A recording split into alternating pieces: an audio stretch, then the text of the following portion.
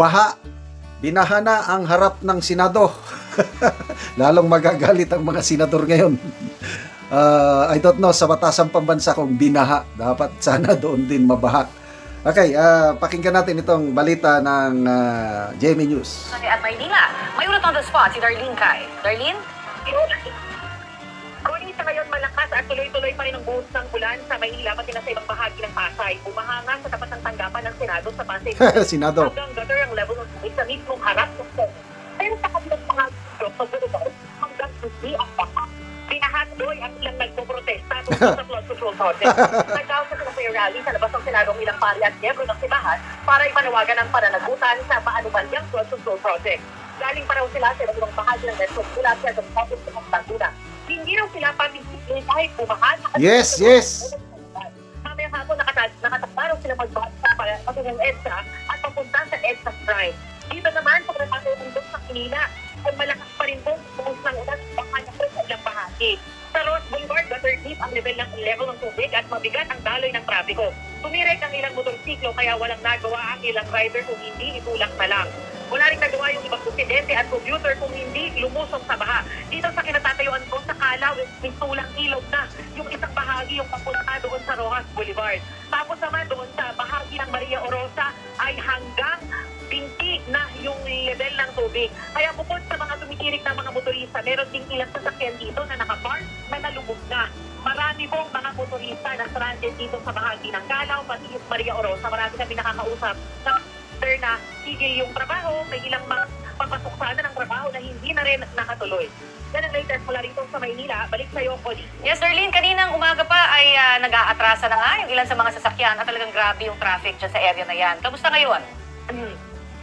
Ngayon, Connie, napakabigat ng traffic dito sa bandang Calao. Pero hindi rin yan, bukod sa dahil sa volume ng mga sasakyan, yung traffic dahil hindi sila makausad. Malaking parte nitong Calao, pati yung Maria Orosa, yung hindi madaraanan dahil nga sa taas ng level ng tubig. Hanggang hita na ng maraming residente yung level ng tubig dito. Kaya naghihintay yung mga motorista na kausap namin na medyo humupa-hupa ng konti para sila yung makadaan ko. Pero yung mga pasahero na nagko-commute ba, meron ka ba nakita dyan na medyo na-stranded na sa ilang mga lugar? Yes, Connie, maraming mga stranded dito na pasahero. Yung ibang nakausap namin, hindi na makatuloy sa biyahe yung mga jeep at yung mga sinasakyan nila. Kaya nga, ang ginagawa nila, bumababa sila tapos naglalakad na lang. Yung iba naman, merong mga nag-book ng mga ride-hailing apps, yung mga umaangkas sila sa mga motorsiklo. Eto, stranded din sila at hindi sila makausad. Connie. Maraming salamat, Darlene Kai. Grabe, Perhisyo. Una, Senado mismo sa Pasay na baha. Mga nagkikilos protesta para panagutin ang mga nasangkot sa manumalyang flood control projects, hindi nagpatinag. Yan ang maganda. At ito, mga simbahan, mga ano. So, dapat magkaisa na po tayo. Dito sa problema ng baha, wala nang kolor-kolor sa politika. Maglabas na tayo, mag-ingay. Kasi ang iba dyan, wala pa akong yung mga alalakas ng boses na nanawagan ng accountability, transparency kay VP Sara.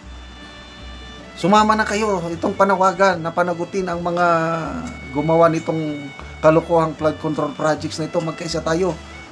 Hindi politika ang kalaban natin dito, kundi ang greediness. Greediness. Yan ang sabi ni Senator Lacson na more than flood control, what the Filipino needs is greed control.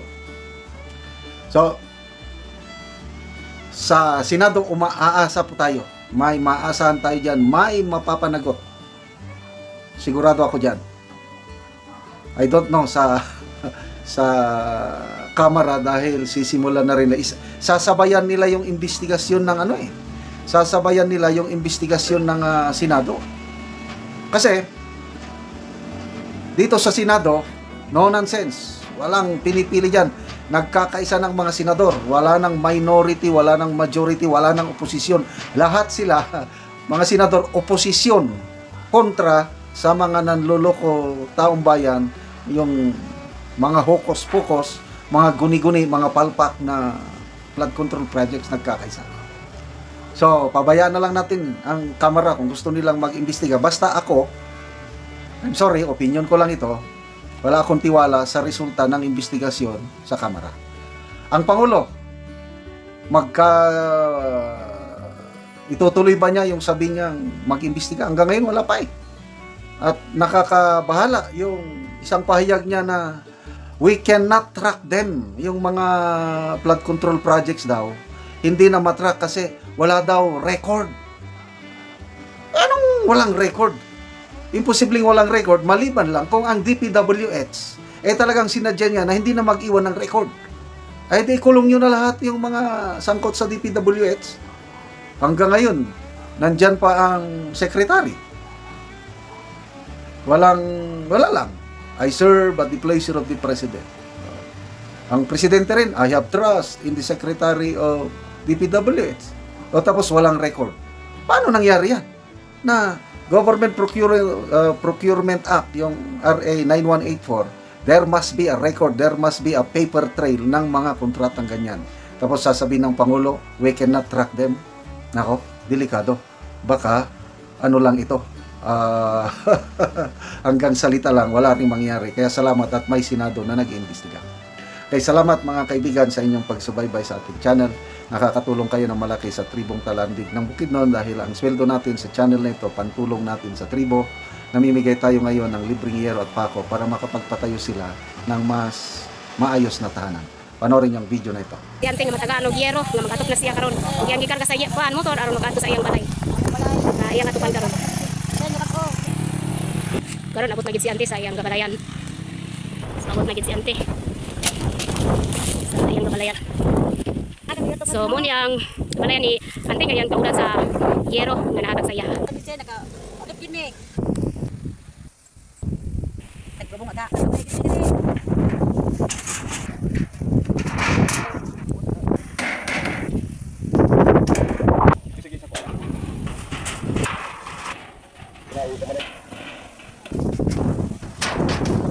So, nagkaman na yun.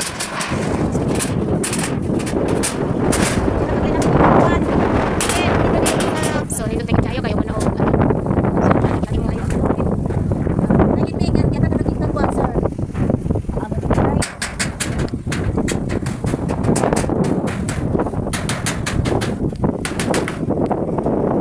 So, karoon ang tayo sa masulting, ano man na yun tatop sa imong balay. Sa video, nakatop ra gid mi. So, pila day mong anak ate? 5. So, karon pa kita kabalay. Karon pag yun. Sige te, salamat. Salamat yun. Nakatop ko kuan sin, kabalik ko. Kabalik ani. Salamat sa Ginoo. Sige te, salamat po.